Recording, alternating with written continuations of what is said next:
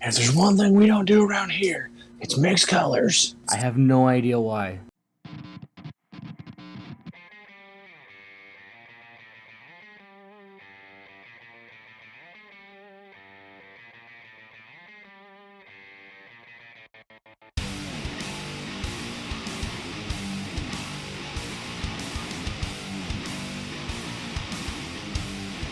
Tyler, how's it going? It's going. I hear you opening a can. Are you having a soda? Well, I guess I will start by telling you what I'm drinking, but why does it matter what I'm drinking? Well, it matters what you're drinking because we care. Just kidding. That's obviously a freaking lie. It's because we're doing this, which call what we're drinking. Exactly. And translated that to English, we have the Super Whiskey Bros podcast. So what are you drinking? What I am drinking is I have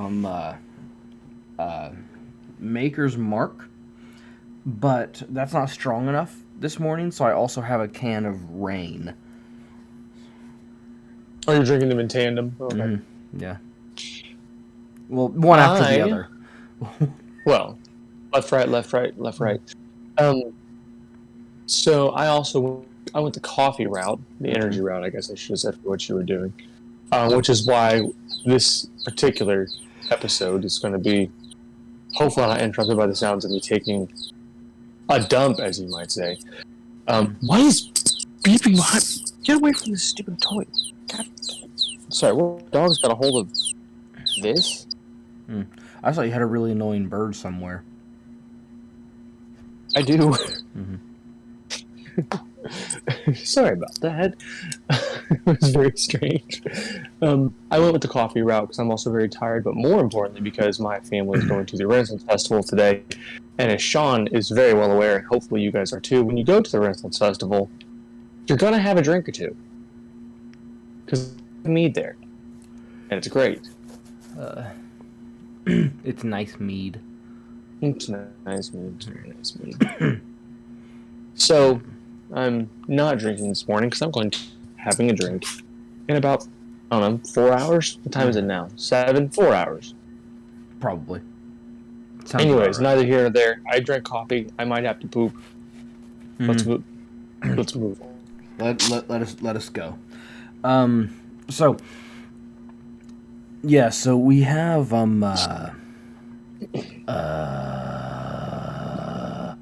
oh yes, Lord of the the Rings. topic today. It will be several weeks past by the time you see this episode, or by the time you see / whatever this episode, whatever it is you're going to do to it. I think we should. Other than that, that's a conversation for a later time. Yeah, but as of the time of recording this video, Amazon's Lord of the Rings series dropped yesterday. And so we watched, Tyler watched the first 2 episodes because he has more time than I do in the day. I only watched the one because I didn't get started on it until 8 o'clock. And I wasn't and then I kept pausing it to write notes, and then by the time I was done with the first one, it was past 10. That's Which is we'll allow it. That's half true. It wasn't just to That's right. We write won't notes. allow it. Exactly. Yeah. It wasn't just to write notes that I paused the show. My wife was watching it with me, and then she went to put our kid to bed, and I paused for that entire debacle as well. And that actually was a longer pause than any of my note-taking pauses. Which is fair. So, you and I have had multiple conversations about this over the past, I mean, goodness, at least the past 18 months. Because obviously this has been coming out slowly for a while. Because they bought the rights to this, I want to say, every bit of 2 years ago. I've had mixed emotions the entire time, but it is worth mentioning. My initial knee-jerk reaction, like in the first couple seconds of hearing about it, was good. I was very excited. more Lord of the Rings content is always exciting as a concept. Which, of course, was mine as well. Yeah, it's the fan knee-jerk reaction, no matter what, because you're excited. Like, we also see that we have Disney buying the rights to do some Aragon stuff coming up soon. The initial knee-jerk reaction is, oh boy, and then, of course, the secondary reaction is, but the movies. Yeah, So it's the same thing when you're my initial knee-jerk reaction was, until I saw that Paolini was... I had zero excitement at all until I saw Paolini was involved, and then heavily involved. Yeah, and actually seeing that... it was the same thing. As soon as I saw that Amazon was doing Lord of the Rings, and as soon as I saw that Disney was doing Aragon, I had immediate doubts. Yeah, and these doubts, Scott. I think the excitement and anticipation for this actually got lower and lower for me the more we found out about it. Excuse me. Because, first of all, you said Amazon. We're like, okay, they're not exactly known for doing anything fantastic with with anyone's stuff. I mean, they've never taken anyone's stuff and made something good. And then they made, and then after we were kind of starting to be a little iffy, they came out with the Wheel of Time, and we watched some of their version of that, and our doubts about Lord of the Rings were immediately exacerbated. Yeah, and you can hear our thoughts on that in one of our other episodes that was aptly titled to let you know which one it is. But that was the build-up is they released a very short teaser with no real imagery, just some voices. Excuse me. And that was fine. And then they released like that. They released some costumes. Those looked awful. They were obviously in early stages, but I mean, if you're gonna, don't show anything that early on. That was terrible. I was actually a little bit worried. The teasers after that were fine. I mean, there's nothing wrong with them, but they weren't necessarily more exciting. They just kind of were. So basically, we've had all these steps leading up until now. Oh, and we had, of course, I think you and I talked about this in passing at least once or twice about how our directors for this series are known for feminizing. And they made a better word. And they made the statement they were going to. Yeah. Be woke and feminine and diverse. That's the word. Yeah, and the fun thing is, everyone, whenever I say this to other people, they immediately raise an eyebrow at me because they're like, oh, so you don't like diversity. Well, here's the thing. No one in the entertainment world has ever said something like, we're going to make this more woke and diverse, and has ever made anything okay. It's always been something that's stupid. Because it's the entire thing is when you hear that, you assume, and generally rightfully so, that their goal is not going to be to use source material, to use what we already know and love about whatever thing they're messing with. That's not what their goal now is. Their goal now is to specifically push an agenda. And it never makes it better. If you're being empathetic and objective, it's not better. So we hear that, we get worried. So we had a lot of things that were really stacked against us for this show.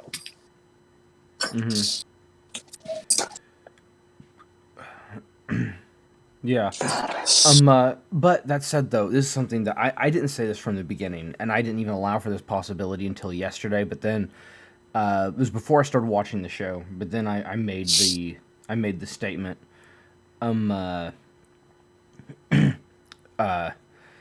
It's allowed to be good. It can be pretty. As I won't be surprised if I watch it and I think it's pretty, if I think the action scenes are nice,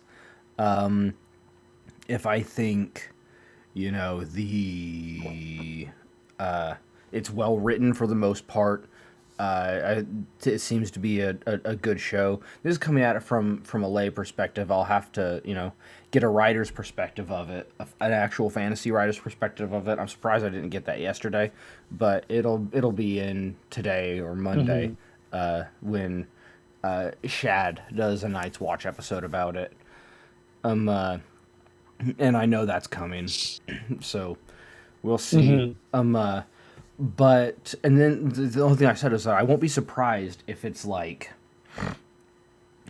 isolated within itself, if it's a good show, even in spite of all the wokeness that they're trying to put into it, because they put more money into this than Oh man, they put more money than into this anything. than just about anything, and I think it did good. It did hit the $1 billion mark.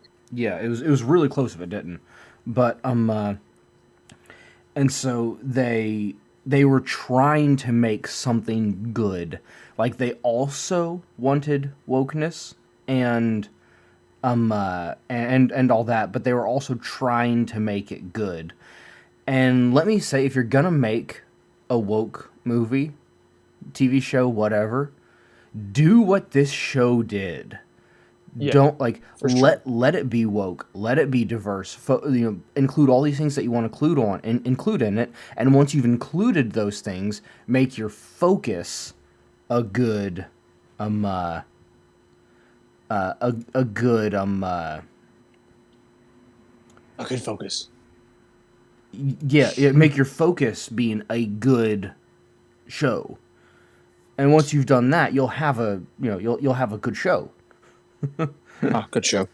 Yeah, but And that sounds like such a stupid thing to say out loud, but I mean, that is kind of the thing. I mean, there are. If you look at The Last of Us Part Two, if you look at what's the game? It's a much better example of that I abhor just to its core. The choose your own adventure game with the lesbians.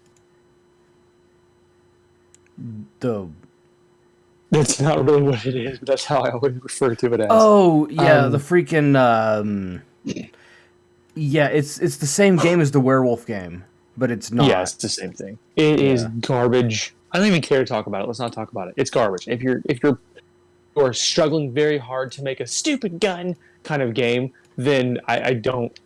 You're or a story or just anything. If your focus is to make it woke, you're gonna make something that's garbage. Because it just always happens. Make something good and make it woke to go with that if you want to. I don't care. Just make it not suck, please. Well, the answer is wokeness is garbage. However, you can make something good in spite of that garbage. Is the answer. In spite, yes. In spite of. Yeah. And honestly, I'm just going to go ahead and say this right now. Both of us had the same opinion, and so I'm going to get this out of the way. Well, you implied that you may not even have that your thing. I love that you broke up. What? Right as you were saying, we're going to get this out of the way, and then the signal broke up on mine. Sorry, one more time. We're going to go ahead and get this out of the way and say it. Your opinion may be even more positive than mine on this. I don't see how it could be, but the way you're talking about it, it sure seemed like your opinion was more positive than mine on this. But I'm going to go ahead and I'm sure you guys are wondering this. As far as we are concerned, or at least as far as I'm concerned, there we go. As far as I am concerned, the TV show, isolated within itself, and if we're just pretending it just so happens to have places, characters, and stuff from Tolkien's Middle-earth, and we're pretending that that's all it is. It's not actually part of Tolkien's stuff, and it just happens to have characters from there. If that's what we have going on, then it's a really good show so far. It's a really good show. Yeah, it's really good.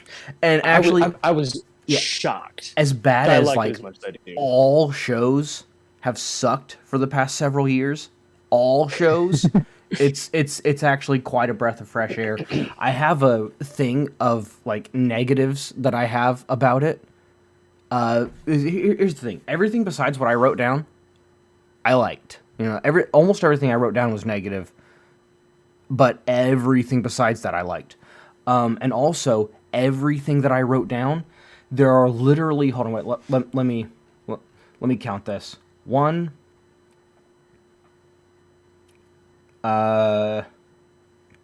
7. Okay, so there are 3 negative things that I wrote that weren't lore related. Mm-hmm. So everything else negative that I wrote is specifically relating to things they screwed up about Lord of the Rings. But as far as just show things, there are only 3 bad things I had to say about it. And 2 of those bad things are jokes. So, do you want to go over what? We'll tell you what. You can go over yours, and then I'll go over what I'm thinking. But it's a blurb I want to put in before either of us talk about it. It's worth mentioning that the reason why I was holding out a tiny, it was partially the biggest thing that scared me, and it's also what was giving me a little glimmer of hope that I might still like it. Not that would make it better, but that I might still like it. They came into this, and we didn't know this until. Several, not too many months ago, is when you and I were talking about it. I don't know when everyone found out, but essentially they were like, oh, and by the way, we don't have the rights to the Silmarillion. And I was like, what does that mean? And they're like, essentially, they weren't talking to me, but essentially what it was, they could not use stories from Silmarillion. There were certain characters that they were allowed to play with, but they could not necessarily tell the stories from the Silmarillion. And I was like, that's what I wanted. That's what I thought this show was going to be. It was going to be dramatized Silmarillion, and I was excited. But then we found out that we couldn't do, there was some, they couldn't use anything from it, but it's that they couldn't use it exactly, and they had to really play with what they were and weren't allowed to use, and they were in direct contact with, like, the Tolkien Society, with what they were and weren't allowed to do and what might be okay. yeah. And I'm like, I don't like this. It's scaring me. But at least I know I'm going to be coming from this from the perspective of whatever they're doing, they have to make it up. Yeah. So I'm going to give them some leeway. In my own mind, I was going to give them some leeway. Yeah. And also, let's get this out of the way right now. This movie is one of the only movies I've ever seen. Wow. No, Only seen this movie. This show is one of the only shows I've ever seen, where the whole girl power, this girl is as good as or better than all these other dudes, where Believable. it actually makes sense. Like the girl is Galadriel, and even if you don't know who Galadriel is, like you should have kind of this understanding that elves doesn't matter too much if you're a man or a woman. I mean, it kind of does in that an elf lord will almost certainly be more like if you have of the same age, like they're both the same age, because you kind of get more powerful the older you get. So if you have an elf lord and an elf lady and they're the same age of the same kind of elves, then the elf lord may be as much more powerful, as much stronger than this elf lady as what a human male would be to a human female. But either of those are so much stronger than any lower race that it doesn't even make it close to come to, it doesn't matter. So it's like,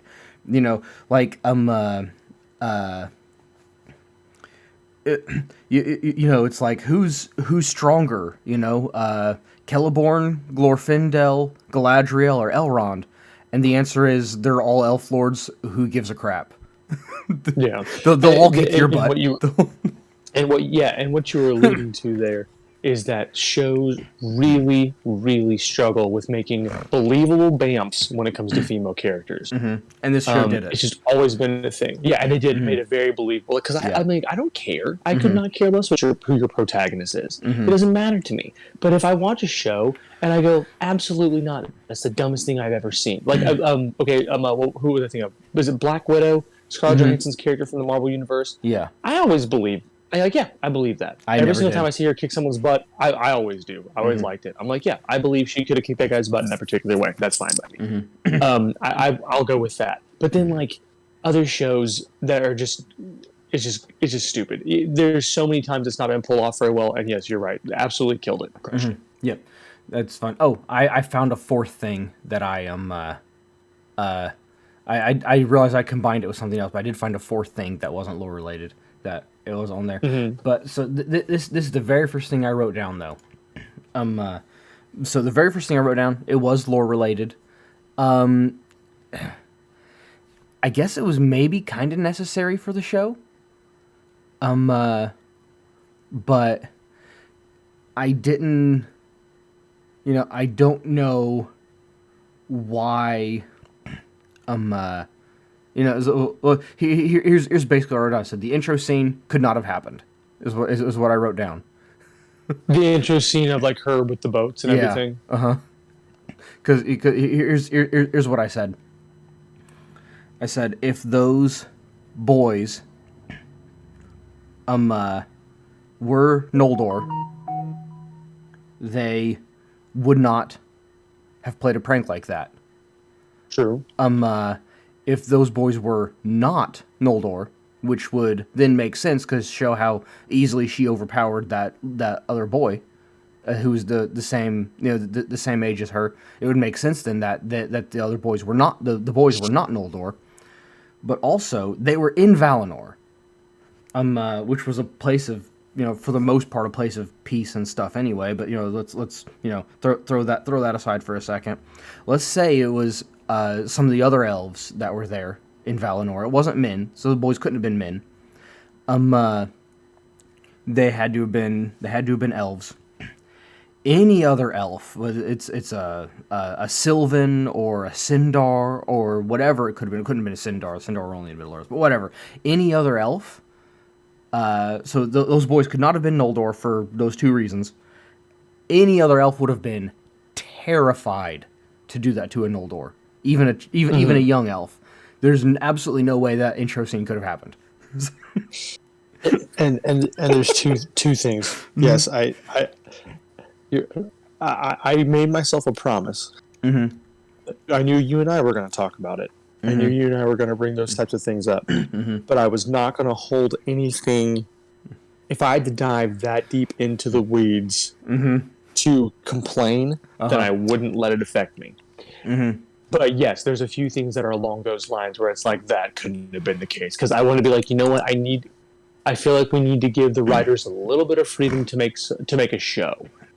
So, and I try to be empathetic here. I don't expect them to be the hyper nerds that we are. Like when the Peter Jackson movies were different. I mean, that was a different thing. You had a hyper nerd wanting to do justice to the books in film form, and at least two of the people who were your actors were even friends more with hyper Tolkien. Yeah. Say what? I said we're friends with Tolkien.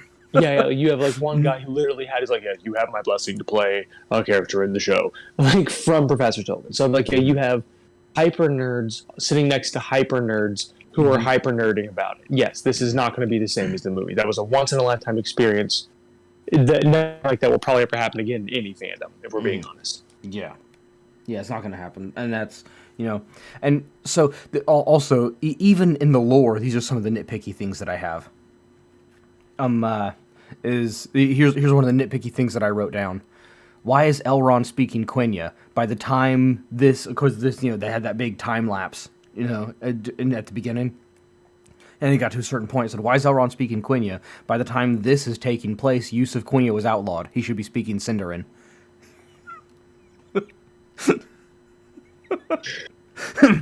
I'm not at all surprised that was a point you came up with.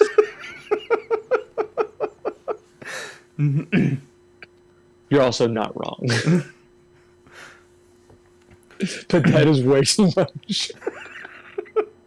Most of my stuff is nitpicky. Most of my stuff is really nitpicky based on the lore.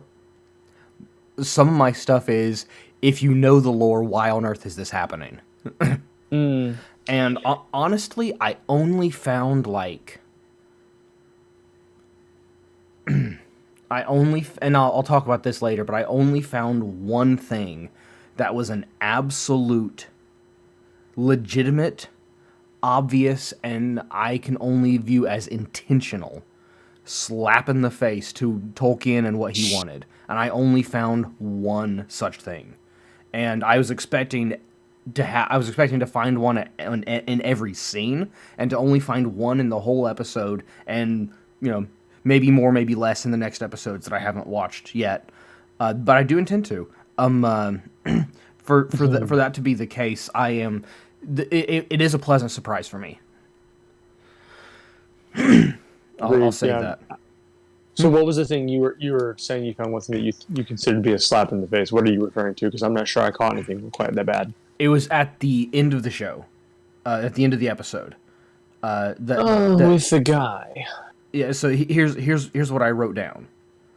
This is the slap in the face to Tolkien and what he wanted, and how he had designed everything and how it was, and this is what I wrote down. Especially with with what Valinor represents and everything like that. I wrote this down and said, rejecting Valinor is literally what started the kinslaying, and then they have Galadriel just do it willy-nilly, and she's still allowed to go to Valinor X thousand years later? Absolutely not. Impossible, could not have happened. And also with Tolkien writing, to Tolkien, he said he wasn't trying to write, he said he's not trying to write an allegory, but given that every fairy story, actually how he said it, but every fairy story, since every fairy story is based on man's longing for the beyond and longing for God, even if he doesn't know it, then if you already believe in God, it must find its way into your writing any fairy story. So it's very obvious that Valinor is representative of heaven, even if he didn't write it as an allegory of such.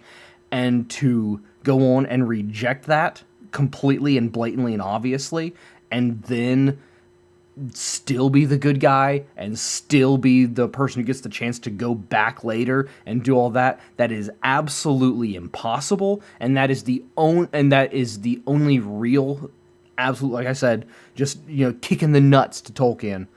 And it was extremely egregious, but it was the only one. Okay. And also, I wrote this about it too, is that also this was far before the fall of Numenor, so Valinor was still a physical place one could sail to, so what's up with all the weird lights and portals? Yeah, so we're in the time frame. Yeah, so I agree with you. Mm-hmm. I don't disagree with any of that. Uh-huh. But I will say, I really don't think that you have a single writer on that show that was willing to fall that deep into the weeds like you just did. Because I don't think that's a layup. Because I'll be honest. I mean, I'm a bigger Tolkien nerd than probably 90% of the population at least. I'm probably a tick below you for the most part, just because the less, Asperger's, or whatever it's called now. Who cares? That's my least favorite kind of burger, really. It's the worst burger there is. I don't know that I would have thought of that. I don't think I probably would have because my plan was to actually, because I haven't read the Silmarillion in a while. My plan was to actually revisit, go through the Silmarillion as the show's kind of coming out and think, well, let's see if maybe there is some parallels they're trying to make. Let's see if they are drawing from some source material maybe I've forgotten, because again, they're not supposed to use the direct stories. So that was my plan, and maybe I would have caught on to what you just said in the middle of that somewhere, but I'm not so sure, because I don't really think about, unless we're doing it purposefully. If I'm reading a fantasy novel, I don't usually go for trying to find the deeper meanings. Usually it doesn't matter to me. I usually am reading those to let my mind unwind, as opposed to trying to make it think more. So I don't know that I ever would have hit on that. I don't think I would have caught it. Yeah, and also I think they intentionally made it obvious that that's what was going on in the show, because given that, like I said, this was before the fall of Numenor, so Valinor still existed as a physical place one could sail to, anyone could sail to, freely to and from. It was a and yet they still went with the portals. They still like with the bright lights, the traditional heavenly imagery. That was their intention, was to keep that, the imagery that Tolkien had of Valinor. Valinor is heaven. Valinor is, this is what that is, and they made the conscious choice to include that imagery when Galadriel was rejecting it. Okay, so no, I don't think so. And here's the reason why I don't quite agree with you that it was intentional. I agree with you that all that stuff happened and that the error is technically egregious. Okay, well, let me rephrase it. It was absolutely intentional to keep the heavenly imagery. Yes. And it was absolutely intentional to have her reject it while that heavenly imagery was going on. Yes. That's what I was saying. I'll agree with that, but I think that their motives for doing that were only to show how much of a drive Galadriel still has to finish what her brother started, and beyond that, to stop the evil in the world that she believes is there. Because I do believe, obviously, that is the thing. You're trying to bring her up as the most intense character so far, which, well done, you have. You have her as being the ultimate good, which means she's willing to sacrifice everything to the expense of extinguishing evil, which is also fine. I don't know that you had to go to quite that extent, because obviously that never would have happened. Yeah. That's just you're in it. I'll nerd out. I'll allow myself to dive back in the nerd weeds here for a second. That would not have happened. You would not have had a group of guys who are like, all right, the 8 of you, particular elves, who have been patrolling for quite some time. You're the ones who get to go to heaven. Well, no. That absolutely is not a thing. Yeah. No crap. That wouldn't have happened. And so it's kind of stupid. Yeah. I'll side with you there. It is kind of stupid. But I do think that they use that as a story device for no other reason than to show how resilient and how resolved Galadriel is. Because she's, thousands of years old. Well, 1,000 years old. Since we don't know really exactly when this is happening. We don't know exactly when this is happening. So I don't know. I'm okay with it. I'm okay with it as a storytelling device. Yeah, but having been born early First Age, she should be at least a few thousand years old in the beginning, middle of the Second Age, wherever we are in the Second Age. Yeah, and you made a point that I wanted to quickly talk about this being a place that Valinor is a place that still could be sailed to. Now, for the people who are not aware at home, what was, just real quickly, the event that made it to where you could no longer sail to Valinor was? The Fall of Numenor. The Fall of Numenor. And so you have, that was the doom of Sauron. Yes. So, are we at that point, or are we past that point? No, because that was after the rings, and we haven't even made the rings yet. Well, that's what this show is about. Is about the Rings of Power. Oh, I know. But here's let me get to my point. Yeah. Have they butchered the timeline? And because that was a thought that I had. Because you're talking about the current fight is against Sauron. Yeah. But there's something important to note here. They don't currently know where he is. And when they find him, they are going to find him and say, he is evil, correct? Yes, but the thing is, though, I guarantee you, I promise that they're having... Actually, I know this from seeing pictures and stuff. They're having Sauron come back as Anatar, which is what he did when... like, he did. He vanished when they... when they destroyed... was it Gundabad that they destroyed? Gundabad. And they destroyed Gundabad. I don't know which part of the story you're going for. Yeah, well, that when they took Morgoth captive. Yes. They destroyed Gundabad. Okay, but as they were doing that, they were really focused on capturing Morgoth. And actually, Manwë came and helped with that. And I wish we could have had that in here.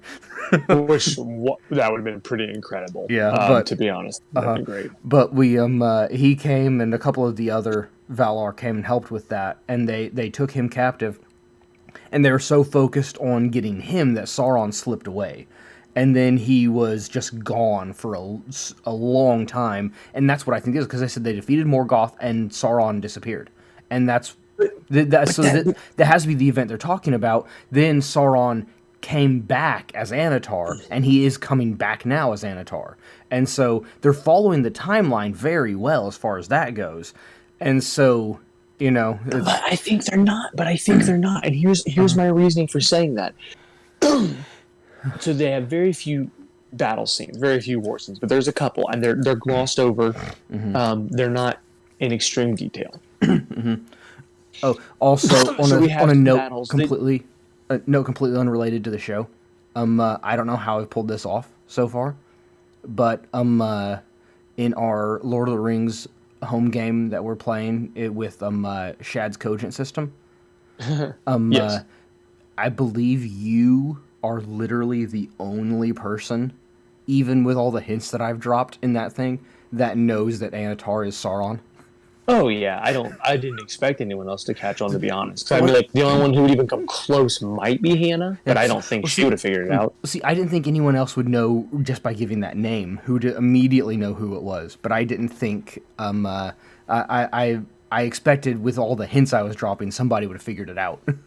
Oh no, I'm not surprised. I'm really not surprised.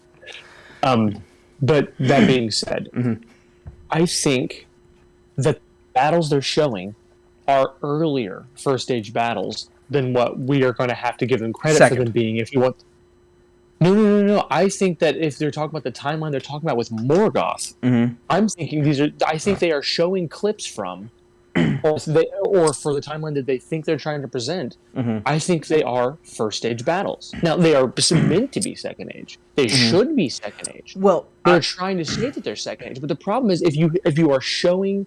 Unless they've really glossed over... They glossed over almost the entire first age. They started near the beginning with Galadriel, then they said, oh, and by the way, the trees were destroyed, and this happened, and this happened, and this happened, and then we captured Morgoth, and that's like, that's the entire first age. But that's the problem. So we're running into my real problem.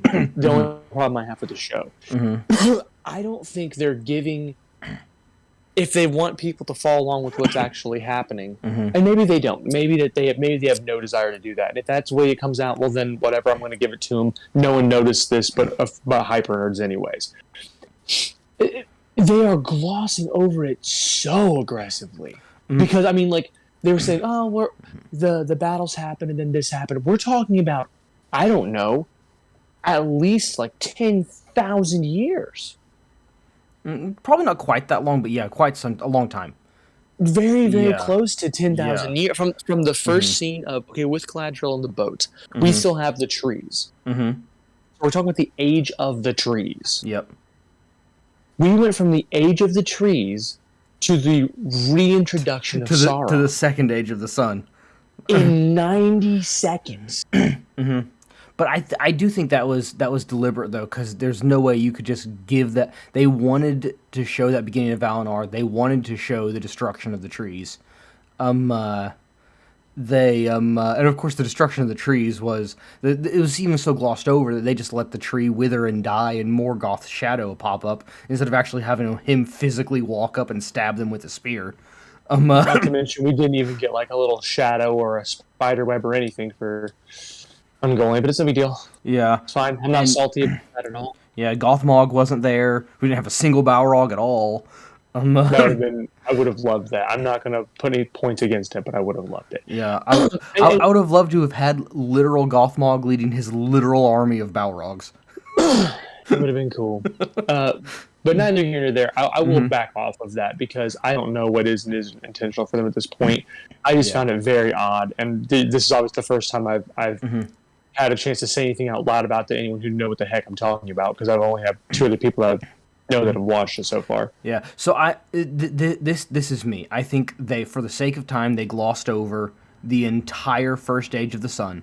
For some reason, the trees were still there, but they wanted the trees to be destroyed, and I'll allow that. I always allow some creative license, right?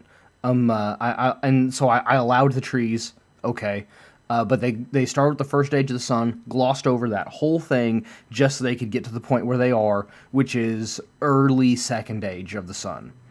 And also, I will no longer say of the sun because those are the Lord of the Rings ages that we all know. And so, first, second, third age, and kind of fourth age, but nobody really cares about the fourth age. And so we have those, and that's where that's where I'm going and where I'm stopping with that. But so and then they just made it to early mid second age, and from that point where they started and where it looks like they're going, once they hit that point, does seem like the timeline is correct. And we said all that to say, so it makes sense that Numenor would not have been destroyed yet.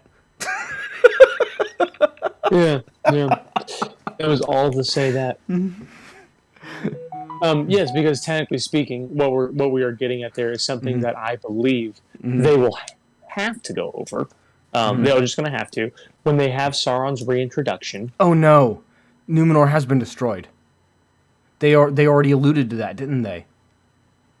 When the Black Elf was in the tavern, and he said, "One day our true king will return." I absolutely think that means when Sauron declared himself king of men.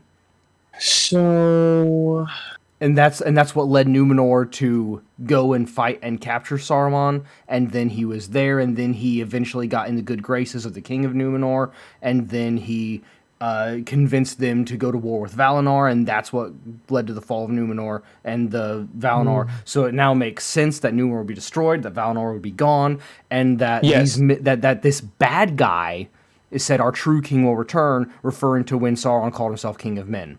So never mind, Valinor, the Numenor's already fallen. Yeah, so I was gonna say that's where I do actually think that that's the case with all of that. I do think that that's where we're at. But the reason why I'm going is because I'm not convinced that they thought about all that. I'm not convinced they thought about all that. I'm not convinced that the people are bad, because that would insinuate that they're bad, right? No, that one guy. I think that one guy was bad. Maybe that one kid. Yeah, that one kid, because even the other people were kind of the other men were standing up to him, kind of pulling him back, like when he was going to punch him in the face and everything. Maybe so, and it could be that we're trying to do something which I think is really important, which is have we're going to have Sauron come out and he's going to say some things. Well, that's really rough, but you know what? The bad guy does have a point here, because you have to do that to some degree. So maybe that is what it is, and if that's the angle they're going for, then I'll appreciate it. But I don't know. I do think that. I don't know. I don't think that that's right then. Yeah. I don't think that it's right that Numenor could have fallen, and we're having the reintroduction of Sauron in this way. Because technically speaking, what the audience that we're talking to right now may or may not know is Sauron was taken back as Sauron, and they kind of accepted him back in, and he proved to still be bad, obviously, but they kind of took him back in, and that's when Numenor eventually fell. Cut to the chase, Numenor eventually fell because Sauron made these people start worshiping more often. Yeah, but also let's say this: he was in the form of Anatar when that happened. He was taken back as Sauron, but in the form they knew he was Sauron, because it was after they found out that who he was, but it was still in that form of Anatar, and it was during the battle that was the fall of Numenor. And by battle, I mean the only time Eru actually got involved with anything and just sent huge waves and destroyed the Numenorian fleet and the entire island of Numenor, and then pulled Valinor out of the physical world, and just by sneezing, essentially. And during that destruction, the form of Anatar was destroyed, and Sauron was never again able to take on a fair form.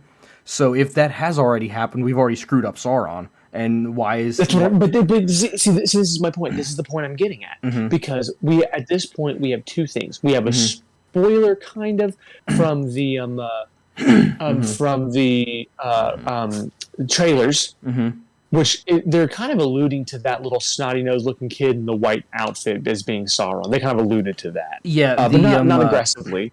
Yeah, the emo Eminem. The emo Eminem, absolutely. They've alluded to that a tiny bit.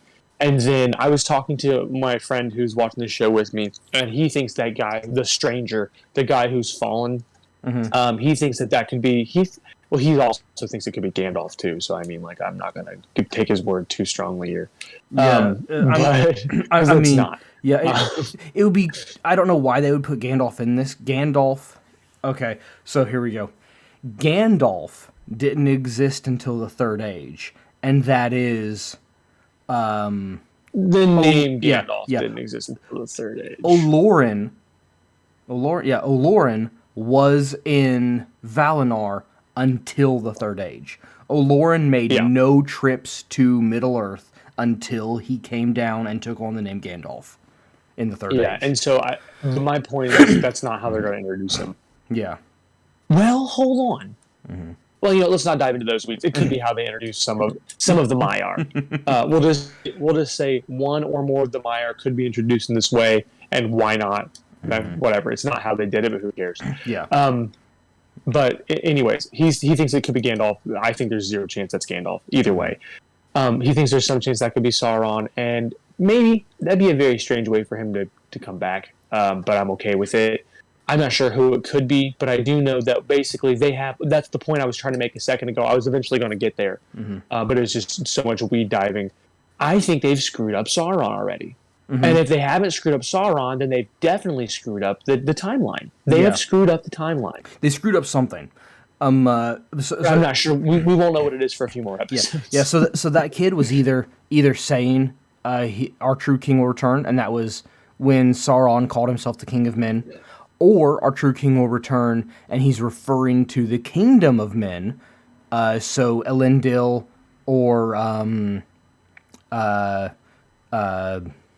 Isildur or Isildur's brother, the other one who Elendil gave a portion, like he split up the kingdom between himself and his two sons, and Isildur's brother, whatever his name was.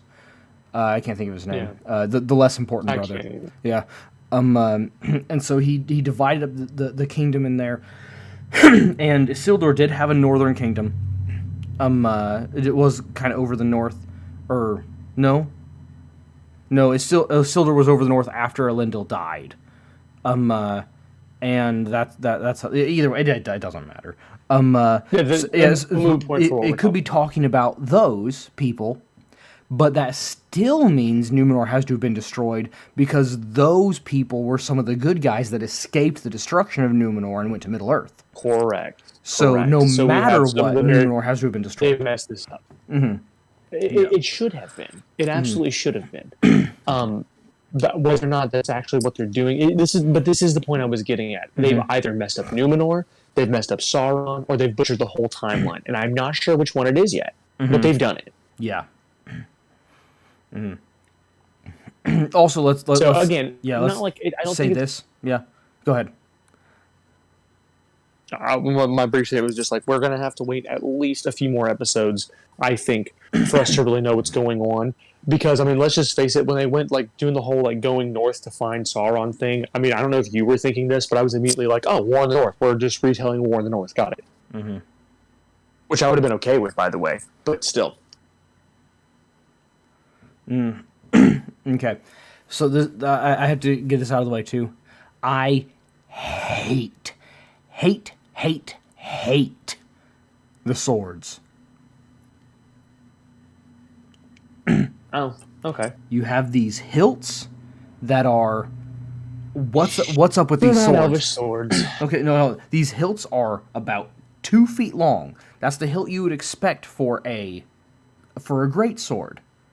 And now you have a blade that's about the length of...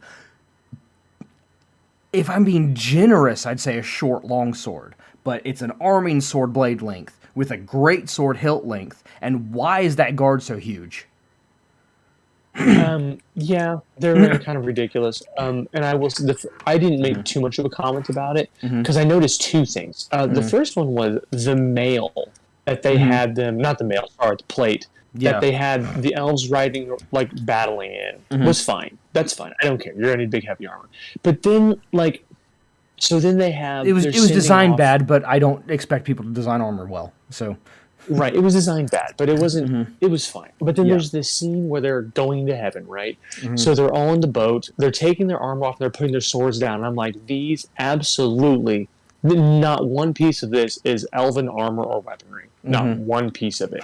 Not one piece of it. And I'm like, that's awful. And the reason why this is so depressing is because you have a moment...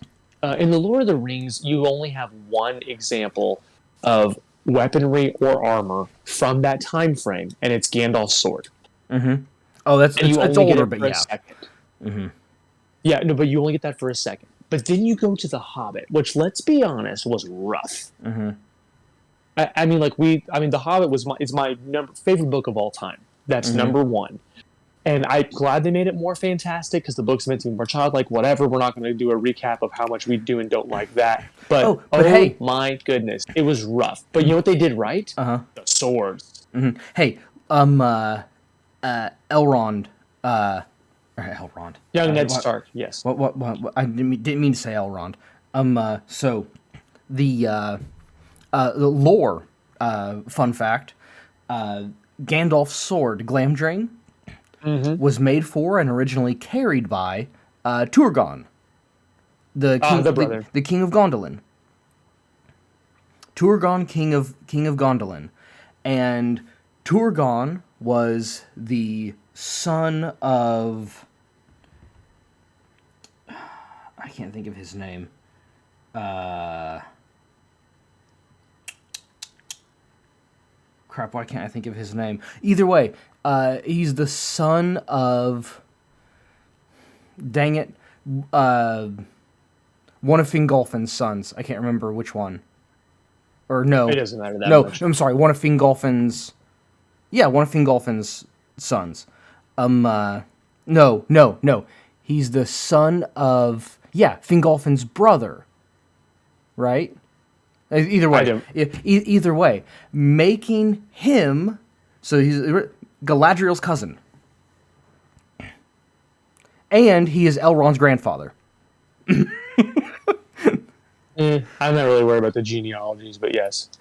So I had to be a little worried about the genealogies for how they had the characters interacting with each other in certain ways. I made note of the genealogies. Gross, but good for you. Yeah. So well, actually, I put this down here. Elrond said to Galadriel, "You will be what you have always been, my friend." Read great aunt. Read great aunt. I do like that they put the little dig. This is another thing that made me. This is the first thing that made me think about the timeline possibly being wrong. It's the first thing that annoyed me about the timeline was how quickly they glossed over so much of the first/second age to where it made me think like they're going to mess something up.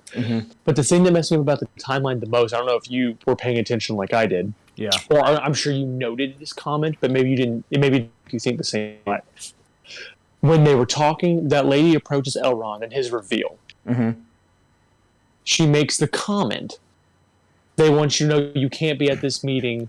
It's Elf Lords only." Oh, I wrote that down. I was Elf Lords only? The literal second cousin of Gil-galad and his second in command, captain of his armies, and they're pretending he's not an Elf Lord, called Lord and served by Glorfindel, you know, the Elf Lord who prophesied over the Witch King that no man would kill him. So, like, you've either aggressively slighted this character just so you can make it seem like he's not one of the cool kids, man, which is lame. If that's what you're doing, you're lame. Yeah, you're aggressively lame for that. But let's say you're not doing that. Have we potentially combined the character of Elrond and Elrond's brother to make this hybrid entity to make him seem like he's the whole Elrond half-elven thing? With him and his brother. If that's a possibility. Yeah, he does have the name Elrond half-elven, but really he's not half-elven, right? Yes, Elrond is not half-elven. Elros is not half-elven. Elros is a man. Elrond is an elf. but you have the story, and I mean, like This is my TED Talk. Yeah, this is my TED Talk. This is the point where I'm curious as to what we're doing, because you do have Elrond and Elros. You have them with the great decision that they have to make in the Second Age, which essentially led Elrond to lead elves and Elros to lead men. Yeah. When we say Second Age, long before this happened in the Second Age or late First Age. First Age. It's already happened to the extent that where's Elros, right? He's dead.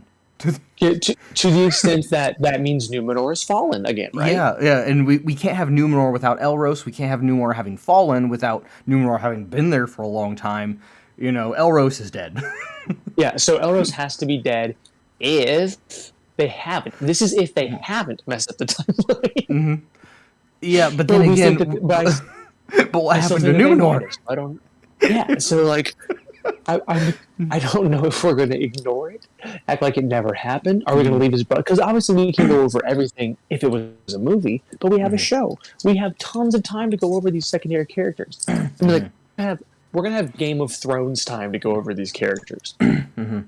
So like, give me all of them. Oh, I have to throw this out too. I just say this. 2 notes that I made about. I think I only made 2 notes about. Yeah, I made a couple notes about the Harfoots, and I want to get on that real fast. The first thing I put down very first thing I wrote down during the first Harfoot scene, I said this: the Harfoot hobbits were funny. I liked that scene. It was great. But if the hobbits were supposed to be the perfect Englishmen in a sense, then why is their accent obviously County Cork? I don't care about that. And then the next thing, why the name Brandyfoot? It sounds like a play on Brandybuck and Proudfoot, but the Brandybucks took their name from their location in and around Buckland and the Brandywine River, and before anyone comes in and says, well, the river was named after the Brandybucks, the Brandywine is a bastardization of the Sindarin word Barnduin, which means Golden Brown River. So given that the only area of Middle-earth that looked like the landscape they're in, where the hobbits ever existed, would be the area south of Eregion, which is modern-day Rohan, which would also explain why men were there too, but the Brandywine didn't flow that way. In the early Second Age, it flowed west to Beleriand. But I do like, though, that the hobbits weren't called hobbits yet, because hobbit, Hobbitla, hole dweller, is a Rohirric word, and there is no Rohan yet. So. You see, I didn't even care to think that deep. I really didn't. I saw the Hobbits, like, how are they? I knew they were going to do something with them because fan favorites.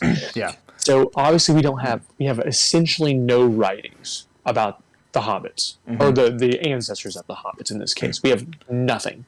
Yeah, and since I'll say this too, I don't think it makes sense to call them Harfoots at this point, just because Harfoot is a type of hobbit. You would have had hobbits as a whole before you have classifications thereof. But I do like that they weren't called hobbits because it makes sense that they wouldn't be. I literally don't think I just think that they were thinking hobbits didn't really exist until the early Third Age or late Second Age.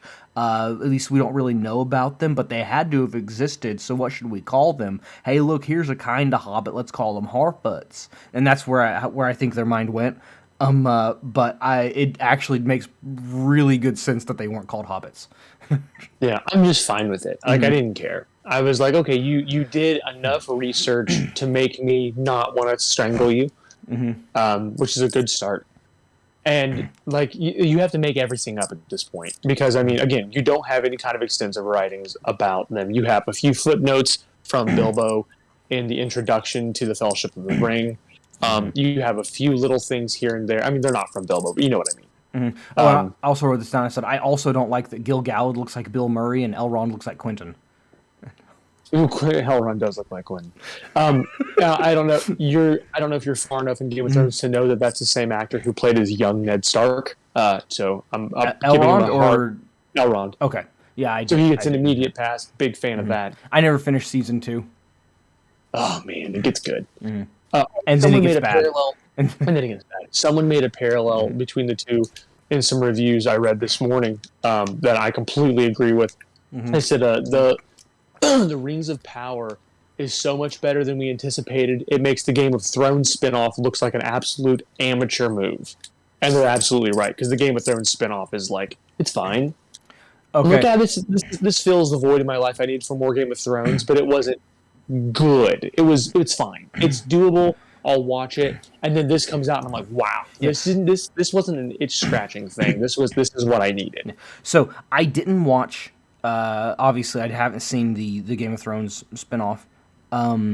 I did see a little bit of a review from the fantasy author watches fantasy shows from a fantasy author's standpoint and talks about how so basically the guy who knows good writing, knows how to craft good fantasy, and knows what it looks like. Haven't seen his opinion of the Rings of Power yet. He hasn't put it out yet, but he has gone with the Game of Thrones spinoff, and he's like, okay, this is actually really good. It's not. It's fine. Okay, it's not really good. Yeah, well, see, from the purpose of a person who just wants to be entertained is a different viewpoint from a person who knows what makes good fantasy from a fantasy author's point of view. So it is very interesting to see the two differences. Is what I'm saying.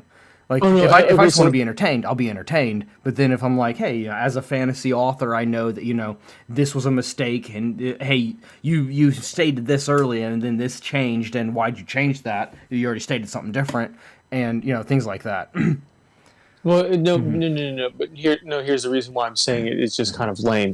There's a whole book that Martin already wrote that's this story. This isn't anything new. This isn't someone being like, what if we took the story of... No. This is the reason why the comparison's so good. George R. R. Martin wrote a book that was the histories of everything in this universe. And that's great. It's the same concept as the Silmarillion, and this being written off the Silmarillion. So that's the point. I got you. These are two different series, both being made off of very, very vague writings, of historical writings about some characters that they decided they want to dive deeper into. One is phenomenal. One is incredibly average. Gotcha. We have talked longer than we did. I didn't think we'd make it this far in this, to be honest. And we're not quite done. I don't know. Also, I wrote this down too. I said Gil-galad was literally like 9 feet tall. They did. Now, for the record, he was taller than the others, I guess. They made him taller. Yeah, but he should. And I'll accept it. He should have been nearly 4 feet taller than Galadriel. Let's throw that out there. No, this is true. This is true. But I'm going to go ahead and say I was fine with what they did. They made him clearly bigger and better. You can only do so much when you're making a TV show. I know. And this guy comes out, he's completely out of frame. Yeah, but they did make him obviously taller than everyone else. But like Galadriel should have just barely been over his belly button. Yeah, it would have been really funny to just have this scene open up and you just look over and his shoulders are never in frame. It's just like a vague part of his you almost see a nipple at one point. You see his shins.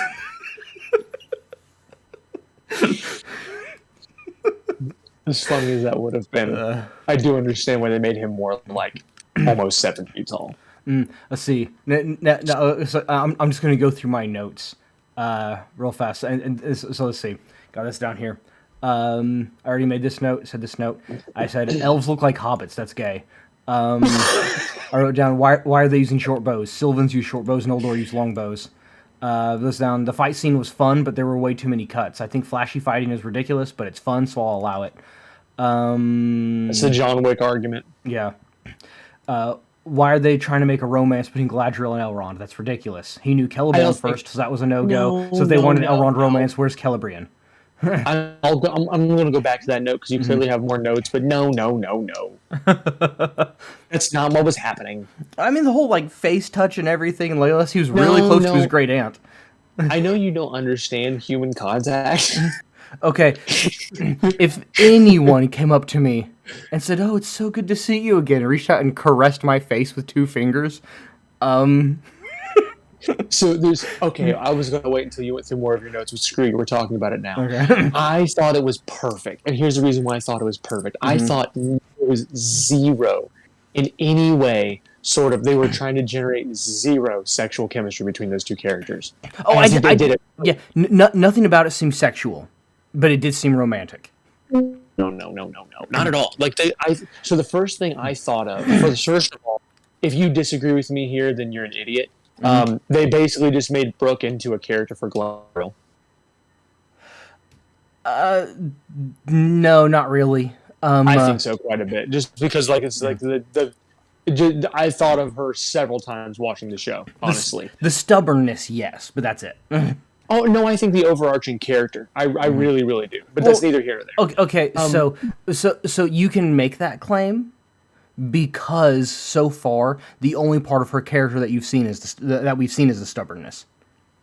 Yeah, but it's stubbornness in such a positive way that just makes me think of her a lot. I mean, it's like she definitely has that quality of being like, I'm going to do this thing that I think is the right thing regardless of what anyone else is thinking, and then they make her like someone with a sword. Like, yeah, Brooke would do that with a sword. So, I mean, like, that's just where my thoughts are. That's just where my thought is. Okay, so those specific statements that you made just then, I agree with. Okay, so, I just fell off a thing there. So, I don't think they had anything romantic at all, because you have to remember in every single story that anyone's ever with the exception of like maybe one or two random people who make elves super stern for some reason, well, they do have like but I mean like but in like if you actually look at the Lord of the Rings elves, especially from that time frame, from elf to elf, they are a more like, I don't want to say emotional because that's not quite right, but a lot more physically affectionate. Yeah. So I mean, them doing that doesn't seem weird. I think that they made a really good point to make her look uncomfortable when it was happening. Okay, so I agree with you that an elf, as we understand elves, would likely do that. Also, I'm going to reference your earlier statement and say, I don't think they dug down deep enough to figure that out. Oh, no, I think they did, because I think it's really obvious. I think that's a pretty obvious thing. I don't think it takes deep diving to look, I don't think they read anything. Would have been weird. They had to have read something, Sean. They have the character's name. Okay, so keep going down. Something had to have been read. Keep my next note. I don't know why there's so much mud everywhere, but I like that it doesn't look like cars have been through. That's true. The next one. Why was there glass shattering when the wooden cup fell? I must have missed that part. Yeah, when the guy knocks the cup out of his hand, it's a wooden cup, and it hits and goes. Next one. That ladder was obviously plastic. See the one after that. Simon Morells. Simon Morells is the guy who does the voice of the Watchwarden, or the voice it plays the Watchwarden. And I wrote down, Simon Morells does a great Willem Dafoe impression. Your notes are much different than mine. Then I wrote down, at least the Black Noldor has a longbow. And then Morfydd Clark is the actress that played as Galadriel. Okay. I wrote this down. The woman is named Bronwyn. Isn't that Morfydd Clark's throwaway character in The Lord of the Rings? Oof. And then I wrote down, I never imagined Celebrimbor as Ian McDiarmid. Then I got to, and then my last notes are about Valinor. We've already been over that. But yeah, that's the remainder of my notes. Okay. Those are hilarious. That have nothing to do with what we were talking about. Very funny though. Yeah, well, I was just finishing up my notes so that way, because we've taken so much time. I wanted to get them all out there. Well, I think that covers everything. I think we've hit a good point of how long this episode is, but most importantly, I need to stop so we can go get ready to leave to go to the Renaissance Festival. So I have to actually get off here to go prepare for my day. Yep. Okay, so in summary, it's not a phenomenal Lord of the Rings show, but it's a really, really, really good show. It's a great show. It's a great fantasy show. I'm excited to watch more of it, and thankfully I've been thinking about it as not a Tolkien thing for a year now. Yeah, so all things considered, it's worth watching, but don't expect good Lord of the Rings lore. There we go. Yeah, especially if they continue to mess up this timeline. We will find out. They messed it up somehow, but we don't know how. Bye.